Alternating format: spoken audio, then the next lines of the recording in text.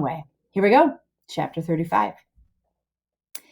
It would be most an hour yet till breakfast, so we left and struck down into the woods, because Tom said we had to have some light to see how the digs by, and a lantern makes too much, might get us into trouble. What we must have, as a lot of 'em is rotten chunks, it's called foxfire, and just makes kind of a soft glow when you lay 'em in the dark places. We fetched an armful and hid it in the weeds and set down to rest, and Tom says, kind of dissatisfied, blame it, this whole thing is just as easy and as awkward as it can be, and so it makes it so rotten difficult to get up a difficult plan. There ain't no watchman to be drugged. Now there ought to be watchmen. There ain't even a dog to give a sleeping mixture to. There's Jim chained by one leg and a 10-foot chain to the leg of his bed. Why, all you got to do is lift up the bedstead and slip off the chain. And Uncle Silas, he trusts everybody, sends a key to the punkin head, and don't see nobody to watch the... Jim could have got out the window hole before this, only there wouldn't be no use in trying to travel with a 10-foot chain on his leg. Why, drat it, Huck, it's the stupidest arrangement I ever did see. You got to invent all the difficulties. Well, we can't help it. We got to do the best we can with the materials we've got. Anyhow, there's one thing. There's more honor in getting him out through a lot of difficulties and dangers, where there aren't none of them furnished to you by the people who it was their duty to furnish them, and you had to contrive them all out of your own head. Now look at just that one thing of the lantern. When you come down to the cold facts, we simply got to let on that a lantern's resky. Why, we could work with a torchlight procession if we wanted to, I believe. Now, whilst I think of it, we got to hunt up something to make a saw out of, first chance we get. Well, what do we want of a saw? What do we want of it? Ain't we got to saw the leg off Jim's bed, or so we can get the chain loose? Why, you just said a body could lift up the bedstead and slip the chain off. Well, if that ain't just like you, Huck Finn. You can get up the infant schooliest way of doing a thing. Why, ain't you ever read any books at all? Baron Trent, nor Casanova, nor Buonaventura Cellini, nor Henry IV, none of them heroes? Well, who ever heard us getting such a prisoner loose in such an old matey way as that? No, the way all the best authorities does is to saw the big bed leg in two, and leave it just so, and swallow the sawdust so it can't be found, and put some dirt and grease around the sawed place, so the very keenest sensical can't see no sign of it being sawed, thinks the bed leg is perfectly sound. Then, the night you're ready, fetch the leg a kick, and down she goes. Slip off your chain, and there you are. Nothing to do but hitch your rope ladder to the battlements, shin it down, break your leg in the moat, because a rope ladder is 19 foot too short, you know. And there's your horses and your trusty vassals, and they scoop you up and fling you across the saddle, and away you go to your native Languedoc or Navarre or whatever it is. It's gaudy, Huck. I wish there were a moat to this cabin. If we get time in the night to escape, we'll dig one. What is Tom up to here? Think about this flashy way that he thinks about things. Who's more sensible? That should be an easy one to answer. I says, what do we want of a moat when we're going to snake him out from under the cabin? What do we want of a moat when we're going to... Excuse me, but he never heard me. He had forgot me and everything else. He had his chin in his hand thinking. Pretty soon he sighs and he shakes his head and he sighs again. He goes, no, it wouldn't do. There ain't necessity enough for it. For what? Why, to saw Jim's leg off, he says. Good land, I says. Why, there ain't no necessity for it? And what would you want to saw his leg off for anyway? Well, some of the best authorities has done it. They couldn't get the chain off, so they had to cut the hand off and shoved. And a leg would be better still, but we gotta let it go. There ain't no necessity enough in this case, and besides, Jim's and wouldn't understand the reasons for it and how it's the custom in Europe. So we'll let it go. But there's one thing. He can have a rope ladder. We can tear up our sheets and make him a rope ladder easy enough. We can send it to him in a pie. It's mostly done that way. I've seen us work pies.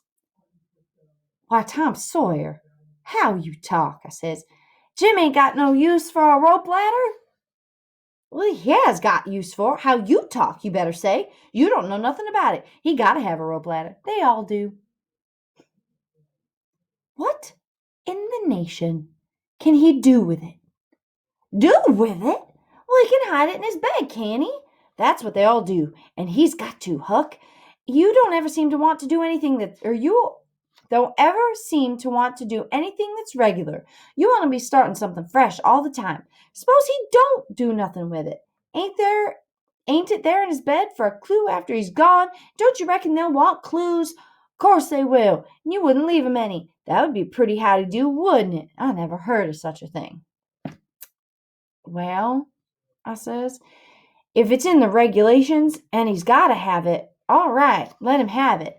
Because I don't wish to go back on no regulations. But there's one thing, Tom Sawyer.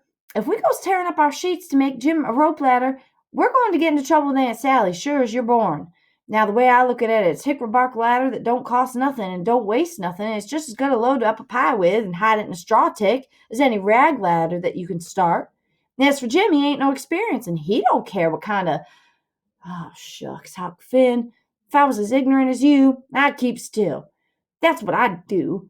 Who ever heard of a state prisoner escaping by a hickory bark ladder? Psh, why, that's perfectly ridiculous. Well, all right, Tom. Fix it your own way. But if you'll take my advice, you'll let me borrow a sheet off the clothesline. He said that would do, and that gave him another idea. He says, borrow a shirt, too. Well, what do we want of a shirt, Tom? Want it for Jim to keep a journal on. Journal your granny? Jim can't write. Suppose he can't write. He can make marks on the shirt, can't he? If we make him a pen out of an old pewter spoon or a piece of old iron barrel hoop? Why, Tom, we can pull a feather out of a goose and make him a better one, and it's quicker, too. Prisoners don't have geese running around the dungeon to pull pens out of, you muggins. They always make their pens out of the hardest, toughest, troublesome piece of old brass and candlestick or something like that and get their hands on. And it takes them weeks and weeks and months to find it out, too, because they got to do it by rubbing it on the wall. They wouldn't use a goose quill if they had it. It ain't regular. Oh, well then, what do we make the ink out of?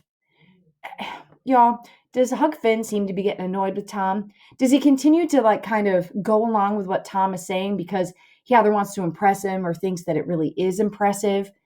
Is Tom Sawyer doing this because he really wants to help Huck and Jim, or is he doing it for a show, for himself? Is he doing it to self-serve this adventurous spirit of his? Make sure you're thinking about this because I think it's important for us to recognize the various differences between Tom and Huck. Sure, they've got similarities, but in what ways are they significantly different from one another? Let's finish off the chapter. Well, what do we make the ink out of? Maggie makes it out of iron rust and tears. That's the common sort, but that's the common sort in women. The best authorities use your own blood. Jim can do that. When he wants to send any little common, ordinary, mysterious message to let them know where he's captivated, he can write it on the bottom of a tin plate with a fork and throw it out the window. The Iron Mask always done that. It's a blame good way. Jim ain't got no tin plates. They feed him in a pan. Well, that ain't anything. We can get him some. Can't nobody read his plates. Well, that ain't got nothing to do with it, Huck Finn. All he's got to do is write on the plate and throw it out. You don't have to be able to read it. Why, half the time you can't read anything a prisoner writes on a tin plate or anywhere else. Well, then, what's the sense in wasting the plates? Why, blame it all, it ain't the prisoner's plates. But it's somebody's plates, ain't it? Well, suppose it is. What does a prisoner care who's... Well, he broke off there because we heard the breakfast horn blowing, so we cleared out for the house. Along during that morning, I borrowed a sheet and a white shirt off the clothesline, and I found an old sack and put 'em in it. And we went along and we got the foxfire. Remember here from the slide, that's like a glowing fungi, like a plant mushroom mix that becomes bioluminescent so it can glow. Okay, so we got the foxfire and we put that in too. I called it borrowing because that was what Pap always called it. But Tom said it weren't borrowing, it was stealing. Well, he said it was representing prisoners. He said we was representing prisoners. And prisoners don't care how they get a thing, so they get it. And nobody don't blame them for it either. Well, it ain't no crime in a prisoner to steal the thing he needs to get away with, Tom said. It's his right, and so as long as we was representing a prisoner, we had a perfect right to steal anything out of this place that we had the least use for, to get ourselves out of prison with. We said if we weren't prisoners, it would be a very different thing, and nobody but a mean, ornery person would steal when he wasn't a prisoner. So we allowed we would steal everything there was to come handy. And yet he might have made mighty fuss one day after that when I stole a watermelon out of the patch and eat it. And he made me go and give a dime without telling them what it was for. Tom said that what he meant was we could steal anything we needed. Well, I says I needed the watermelon, but he said I didn't need it to get out of prison with. There's where the difference was. He said if I wanted to hide a knife in it, smuggle it into Jim to kill the sensical with, well, it could have been all right.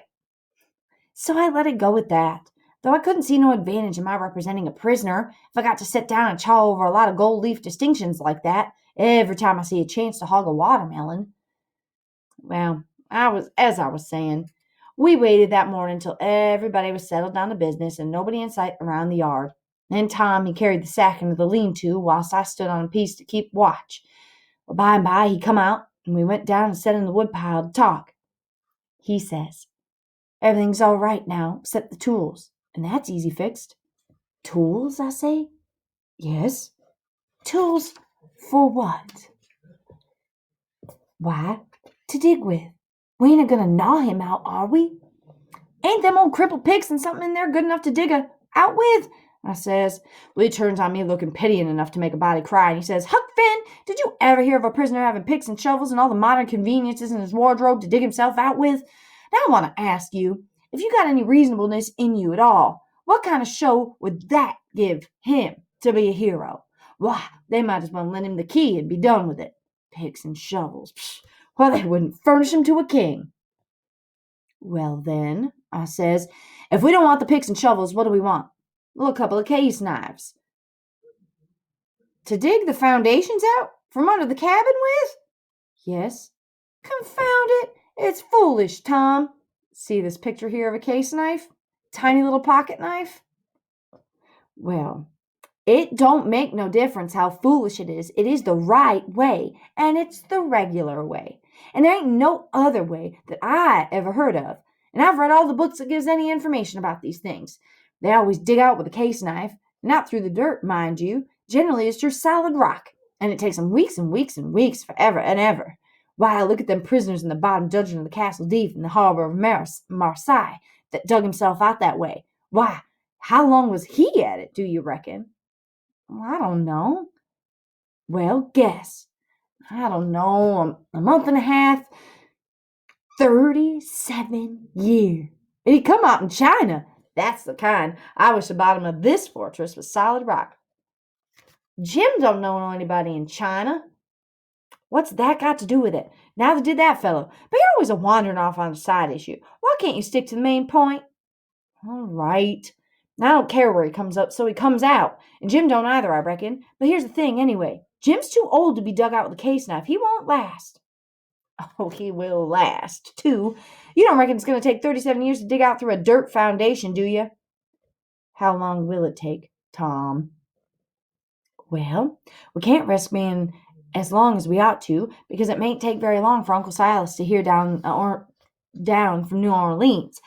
He'll hear Jim ain't from there, and then his next move will be to advertise Jim, or something like that. So we can't rest being long digging him out as we ought to. Well, by rights, I reckon we ought to be a couple of years, but we can't. Things being so uncertain, what I recommend is this. That we really dig right in as quick as we can, and after that we can let on to ourselves that he was at 37 years. And then we can snatch him and rush him out to the time that was an alarm. Yes, I reckon that'll be the best way. Oh, Tom. Now, there's sense in that, I says. Letting on don't cost nothing. Letting on ain't no trouble. And if it's any object, I don't mind letting on that we was 150 year. It wouldn't strain me none after I got my hand in it. So I'll mosey along now, and I'll smatch a couple of case knives.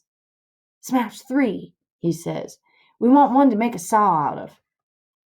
Tom, if it ain't unregular and irreligious, I suggest it. I says, there's an old rusty saw blade around yonder sticking out from the weatherboard behind the smokehouse. Well, he looked kind of weary and discouraged like, and he says, it ain't no use to try to learn you nothing. Huck, run along and smouch the knives, 3 of them. So I done it.